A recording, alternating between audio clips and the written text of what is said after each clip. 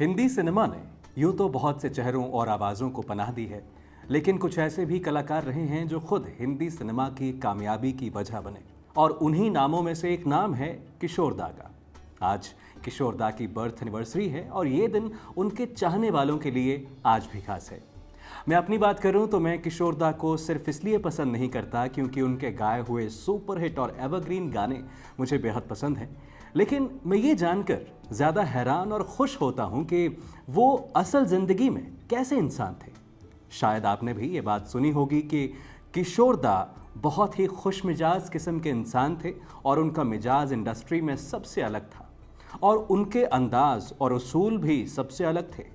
जहां बॉलीवुड एक ऐसी इंडस्ट्री रही है जहां लोग जानबूझकर एक दूसरे से चिकनी चुपड़ी बातें करते हैं, वहीं किशोर दा एक ऐसे आर्टिस्ट थे जो अपने हिसाब किताब के मामले में एकदम स्ट्रिक्ट और एकदम साफ साफ बात करते। इससे एक किस्सा मुझे याद आया है। एक बार जब उन्हें एक फिल्म के लिए सिर्फ आधी पेमेंट दी गई तो वो अपने आधे चेहरे पर ही मेकअप करवा कर पहुंच गए और जब उन्हें पूछा गया, सवाल किए गए उनसे कि आधे चेहरे पर ही मेकअप क्यों है, तो उन्होंने बोला कि आधे पैसों में आधा ही काम मिलेगा।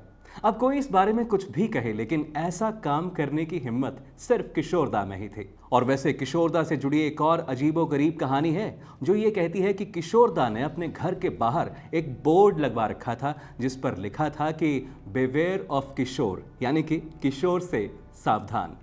वो ये मानते थे कि उनके अंदर एक बच्चा है जो कुछ भी कर सकता है, कोई भी शरारत कभी भी कर सकता है, इसलिए आने वालों को पहले से ही वार्निंग देना जरूरी समझा। अब आप बताइए, कोई ऐसा शख्स जो इतना मस्त मौला हो, खुश मिजाज हो, लोग तो उससे प्यार करेंगे ही ना।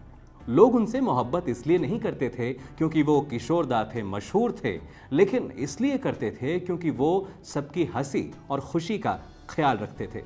कहा जाता है कि जहां किशोर दा होते थे वहां पर ही महफिलें सज जाया करती थी। वरना आप ही सोचिए, यूं तो हिंदी सिनेमा में बहुत कमाल कमाल के सिंगर्स रहे हैं, लेकिन क्यों ऐसा कहा जाता है कि हर कोई किशोर दा नहीं बन सकता। अगर आप भी किशोर दा के फैन हैं तो कमेंट करके बताएं आपके फेवरेट गाने के बारे में। और अगर ये वीडियो आपको पसंद आया हो तो इसे लाइक करें, शेयर करें और सब्सक्राइब करें हमारे चैनल को। और मुझे रोज़ रेडियो पर सुनने के लिए डाउनलोड करें कनेक्ट FM कनाडा की ऐप। अगली मुलाकात तक इजाज़त दीजिए।